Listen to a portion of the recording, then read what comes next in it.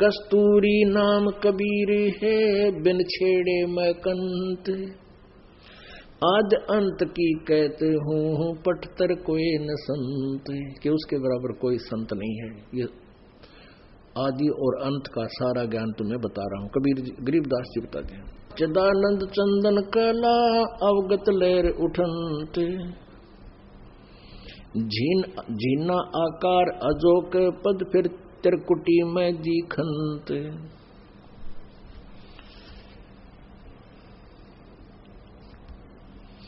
Nano मद निरखत रहे, ये अवगत नाम कबीर, बेड़ा पार लगाए हूँ सुरत सरोवर तीर।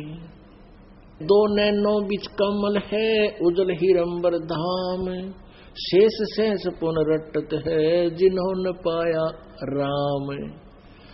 अब परमात्मा कहते हैं कि जिन मंत्रों को तुम जाप करते हो, कोई तो वासुदेव, ओम नमः वासुदेव नमः, ओम नमः शिवाय कहते हैं, या राम राम राम राम, या ओम ओम ओम ओम। अब परमात्मा कहते हैं कि आप कहते एक जीव और शेष नाग के दो जीव हैं, और 1000 उसका मुंह, एक बार में 2000 जाप कर रहा है राम राम ओम ओम। अरे बताए उसने ना पा लिया, क्योंकि वो नाम नहीं सही जो परमात्मा प्राप्ति के हैं उनके पास। और तुम्हारे एक जीव तो तुम कैसे उस मालिक को इस रट का पालोगे? हम बताते हैं उस मंत्र से उस परमात्मा प्राप्ति होगी। नैनो मद निरखत रहे, अवगत नाम कबीर, बेड़ा पार लगाए हूँ सुरत सरोवर तीर। दो नैनो बिच कमल है, उजल हिरंबर धाम, शेष शेष पुन रटत है, जिन्होंने पाया वह राम। शेष 88 ना गए, ये 2400 पर चोखे, 3300 पर तलब है, कोई बकरा कोई बोके। ओहो, अब यह बात ईब समझना होगी आपके। शेष 88 ना गए और 2400 पर चोखे, 3300 पर तलब है, बने कोई बकरा कोई भूखे। परमात्मा की अमरवाणी बताते हैं कि 88,000 ऋषि भी पार नहीं हुए, क्योंकि उनका ज्ञान आपने देख लिया।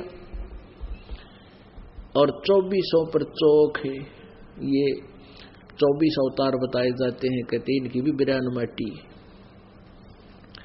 और 33 करोड़ देवता बताते हो, 3300 पर तलब है, बने कोई बकरा कोई बोके। 84 लाख योनियां जाओगे, कोई बकरा बनेगा, कोई गधा बनेगा, कोई कुत्ता बनेगा। शेष 88 5 में 2500 को मैं पूछे, ये तो स्थिर है नहीं, कबे मुकाम कबे कूचे। 10वां जो अवतारे है वो हिमालय का नीरी, बोतक गोते खावेंगे सतगुरु कहे कबीर। हिमालय का नीर क्यों कर, जैसे पहाड़ के ऊपर जबरदस्त वर्षा होती है तो वो जल थोड़ी देर टपका है, बस वर्षा होगी इतने, बाकी फिर नीचे आ जाता है। अर्थात एक बार तो ये उच्च पद प्राप्त करते हैं, अवतार बनकर आते हैं, और फिर 84 लाख योनियों में भटकते रहते हैं। ना सतगुरु जननी जन, गरीबदास जी परमात्मा को आंखों देखकर बता रहे हैं उसकी सारी महिमा को। ना सतगुरु जननी जन, जाके मायन बाप, पिंड ब्रह्मंड से रहित है, नावा तीनों ताप। शब्द संदेशा कहते हूँ बिन बिन भेद विचार, इनको माया जानियो ये 9-10 अवतार। अब यहाँ माया का अर्थ है काल का जाल, माया माने जाल। शब्द संदेशा कहते हूँ बिन बिन भेद विचार, इनको माया जानियो ये 9-10 अवतार। ये काल का जाल है, 9-10 अवतार होंगे, काल के जाल हैं, काल की माया से है ये। अब माया कैसे, जाल कैसे है कि जैसे श्री कृष्ण ने कंस मार दिया, और श्री कृष्ण विष्णु अवतार थे, अब पूरा मानव श्री कृष्ण जी को हीरो मान के और भगवान मान के, समर्थ शक्ति मान के, क्योंकि कंस जैसा दुष्ट राजा सबको दुखी कर रहा था, उसको मार देने से सब ने राहत की सांस ली और सारे के सारे श्री कृष्ण जी उर्फ विष्णु जी के ऊपर आसक्त हो गए कि तो भगवान ने पड़ा है। यू था जाल शब्द संदेशा कहते हूँ बिन बिन भेद विचारे, इसको माया जानियो ये 9 10वां अवतारे। 9 आलिए 10वां और कहते सारे काल के जाल हैं इन। और यहाँ इतना इस तत्व ज्ञान के अभाव से यही प्राणी इतना नीच हो जाए ना, आगा पीछा दिखता माया माया। जैसे अब वर्तमान में केस अतिथि गुजरी है, किसी भी क्षेत्र में देख लो, किसी राजनेता ने देख लो कि तो ये घोटाले हो रहे हैं, किसी भी क्षेत्र में देख लो, माया को मैं इतना दोगे आगा पीछा इज्जत बेइज्जती कुछ नहीं रही। और इतने अन्यायी होते जा रहे हैं वर्तमान के जितने अधिकारी कर्मचारी हैं, वो आगा पीछा नहीं देखते। और एक बार ऐसी स्थिति थी इन राजनेताओं की यानी अक्षत्रियों की होगी थी, ये बहुत दुष्ट हो गए थे। उसमें ऊपर तक काल ने भेजा परशुराम जी, और परशुराम ने ये ऐसे काटे जैसे वृक्ष ने काटे न पत्ते झाड़ा करें। अब यह आदमी या तो ज्ञान तो माने नहीं, फिर काल के पास यू समाधान है कि तो फ्लड आ जाएगी, कि तो और भूकंप आ जाएगा, नौ समारेगा, या फिर ये 10वां अवतार आवेगा नीकलंक, और फिर इन सब ने काटेगा जैसे परशुराम ने काटी थी, तलवार लेकर होगा बहुत बड़ी और सब ने काटेगा। क्यों यूं तो मानने को नहीं है, मानने जो गिर रहे हैं को नहीं, ज्ञान से मानते हैं। अब ये ज्ञान एक बार सबको मनावेगा, जो युदास के द्वारा परमात्मा ने ज्ञान प्रचार करवाया है, ये पूरे विश्व में फैलेगा। और इस ज्ञान के आधार से फिर देखियो आप करके दिखाइयो 2 नंबर का काम, लेकर दिखाना रिश्वत, ऐसी लोकति जहर दिखाई देगा आपको, क्योंकि हम ज्ञानहीन हो गए, अध्यात्म ज्ञान रहा नहीं, हम कति आगा पीछा नहीं देखते, विष खा रहे हैं ये 2 नंबर का काम करके और माया के पीछे दौड़ के। तो फिर वो कहते हैं 10वां अवतार आवेगा, वो फिर ऐसे काटेगा। कृष्ण कन्हैया राम है ये बलिबावन अवतार, हिरण्यकशिपु नरसिंह है ये काल के विस्तार। वो तो अचल अनूप है नूरी देह शरीर, वो परमात्मा तो नूरी शरीर वाला सतलोक में विराजमान है। और करता हो अवतर ये काल के रघुवीर, कहते भगवान बन का अवतार धारण करते ये काल के रघुवीर। धरता को करता कहें बड़ा अंदेशा मोहे, पारस पद भेंटा नहीं जिसको कहिए लोहे। लोक अलोकम दीप सब पूर्ण पद प्रकाश, दौर धरनी सब जावेंगे थिर सी आकाश। अब परमात्मा बताते हैं कि हम कैसे सतर गिर गया हमारा। हम सतलोक से जब आए आप लाल थे, लाल आप हंस थे, आप किसी का बुरा नहीं करते थे, आपस में प्यार में रहते थे प्यार से। लेकिन काल ने यह बात सुहावे नहीं, क्योंकि ये अगर यहाँ इन विचलित ना होए, दुखी ना होए, इनके अंदर कोई विकार ना घुसोड़े तो ये भगवान बदलेंगे। तो हमें दुखी करने के लिए हमारे लिए इसने सारी व्यवस्था कर रखी है। जब तक हमारे अंदर सतलोक से आए, जब हम शक्ति भक्ति से परिपूर्ण थे, फिर इसने हमें रखा अपने सतलोक, उस ऊपर के लोक में, ब्रह्मलोक में। वहां इसने बड़े सुंदर पदार्थ बना रखे हैं, बड़ा नाचना गाना, और हमारे में तो बना दिए कोई स्त्री पुरुष यहाँ के, और एक दूसरे को वहां फिर रख दिया टैक्स कि तुम्हारी पूंजी है, इस होटल में रहोगे तो ये किराया है, इसमें रहोगे ये इसका चार्जेज है। तो हमारे पुण्य खत्म जब हो लिए, फिर इसने या पृथ्वी रूपी जेल बना रखी है, यहां पटक दिए। अब क्या बताते हैं, मेरे हंसा भाई हंस रूप था जब तू आया, कबीर परमेश्वर जी हमें समझाते हैं कि मेरे हंसाबाई, ये मेरे हंस, ये मेरे लाल, तू हंस था जब तू यहां आया, अपना स्वरूप भूल मैं भूल्या, ताते जीव कहाया। मेरे हंसाबाई, हंस रूप था जब तू आया, तू वहां से आया थी, तेरा विकारी नहीं था तू।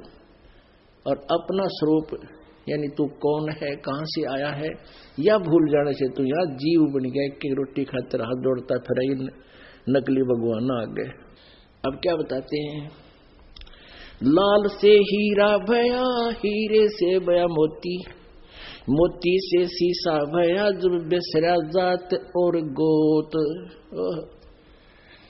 के लाल तो हीरा बन गया, हीरे तो फिर मोती बन गया। यहाँ सतयुग में जब आते हैं प्राणी तो वो भी बहुत, कलयुग में जब सतयुग में जो जन्म लेते हैं वो भी बहुत अच्छी शांत स्वभाव के होते हैं।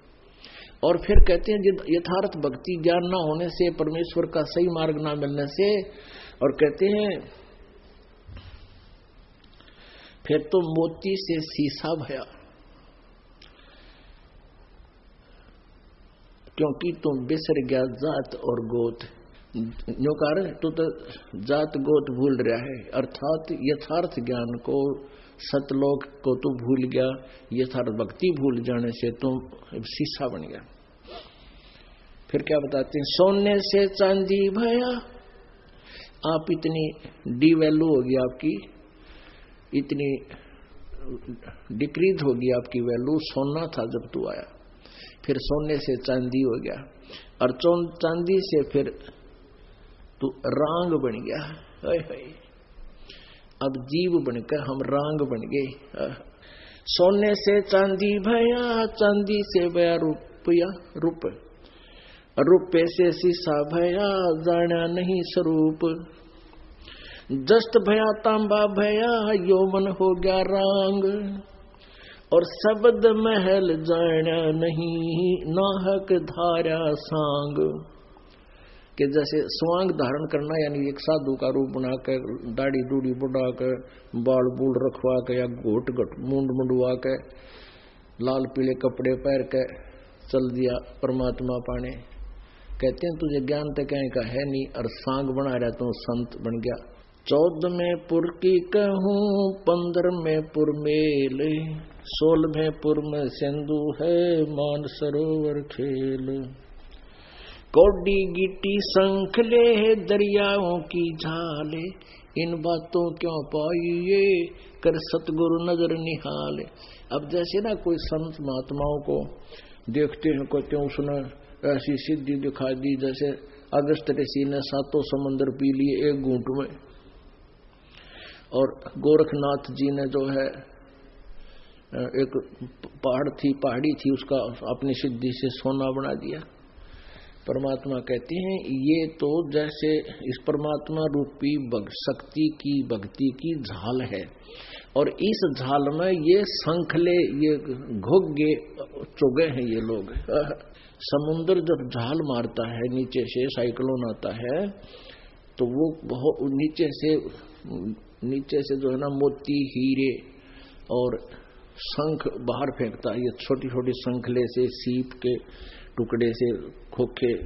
तो परमात्मा कहते हैं जो तुम भक्ति की झाल समझ रहे हो ना, ये रिद्धि सिद्धि देख के, ये तो शंखले हैं। शंखले आपने देखे होंगे, जैसे वर्षा हो जाती थी ना, उसमें हम देखा करते गोल गोल सफेद सफेद से छोटे छोटे, उसमें चिड़िया की पाचन कहा करते हैं हम।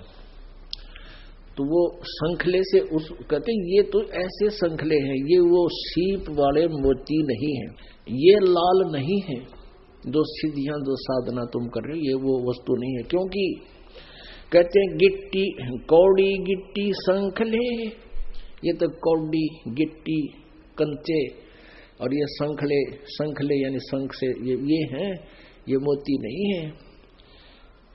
जिसको तुम मोक्ष रूपी मोती मान रही है, वो साधना तुम्हारी नहीं है।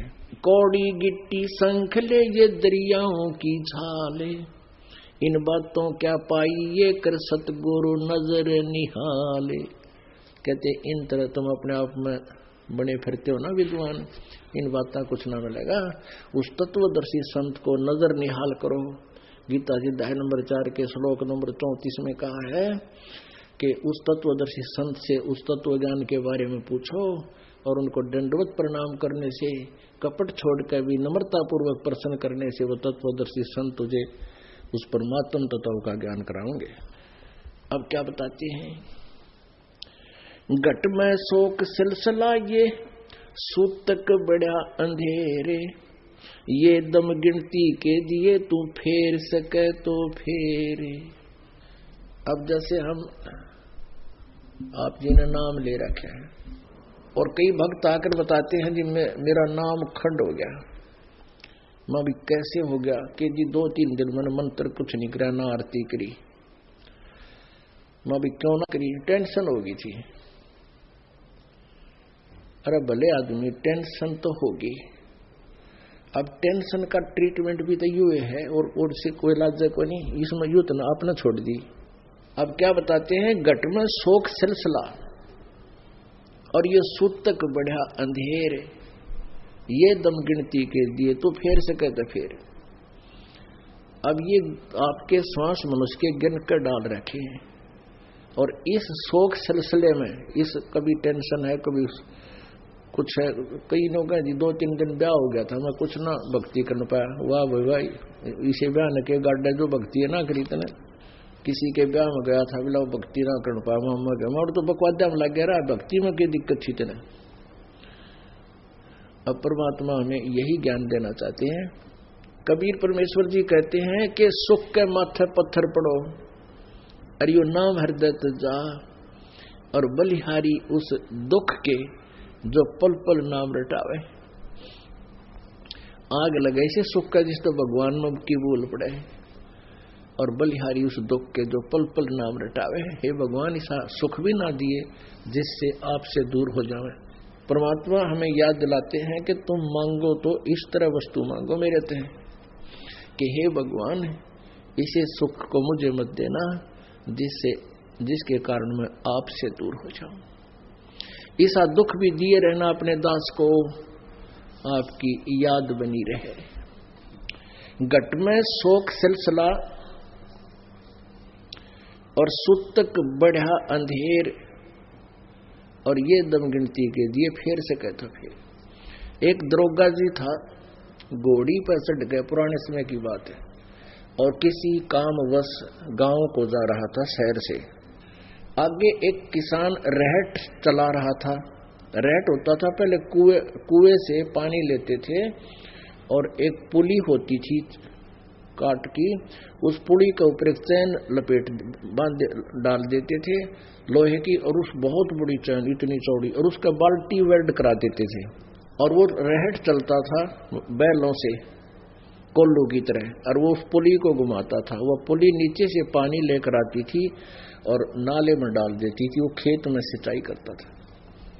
और उसमें आवाज बहुत आया करती, क्योंकि लकड़ के जुगाड़ हुआ करते, वो चरण चू ची चू चला करते। अब दरोगा जी ने देखा, घोड़ी ने दूर से देखा पानी चल रहा है, उसको प्यास लगी थी, दरोगा जी को भी प्यास लगी थी। अब दरोगा जी ने घोड़ी को उधर कर दिया जिधर पानी था, जल निकल रहा था कुएं से रहट से। तो वो निकट आई घोड़ी, तो वो ची चू की आवाज ने सुनकर दूर फड़क कर बाज गई। अब ऐसा तो ने जोर से गुस्सा में आवाज लगाई, रे ओ रहट वाले, इस चू को बंद कर, मेरी घोड़ी डर रहा है। अब किसान ने वो रहट रोक दिया, बैल खड़े कर दिए, रुक गए, चू बंद होगी, घोड़ी निकट आई। तब तक वो जल, क्योंकि वो चल रहे तो पानी जल निकले, और आगे सूखा खेत पानी साथ साथ सोख रहा था, पी रहा था रेत। अब घोड़ी निकट आई, इतना वो पानी पाया ना खेत में, पानी सूख गया, पीने जोगा जगह नहीं मिली। दरोगा जी ने कहा, रे किसान जल निकाल। उसने फिर बैला का डंडा मार दिया, वो फिर चू शुरू हुई, घोड़ी फिर बिदक की। अब दरोगा ने कहा, रे चू को बंद कर। उसने फिर चू बंद कर दी, बैल रोक दिए। निकट आया तो पानी फिर पाया, जल नहीं पाया। ने बोला जल निकाल, वो फिर बैल आंख दिए। वह फिर घोड़ी चू चू हुई तो दूर भाजगी। अब किसान बोला दरोगा जी इस चू चू में पी गए तो पी गए ना, दोनों मरोगे। इस चू चू में पानी मिलेगा ना कि पानी निकले ना। तो पुण्यात्माओं यहां कहते घट में शोक सिलसिला, ये सुतक बड़ा अंधेर, ये दम गिनती के दिए तो फेर सके तो फेर। बोलो सतगुरुदेव।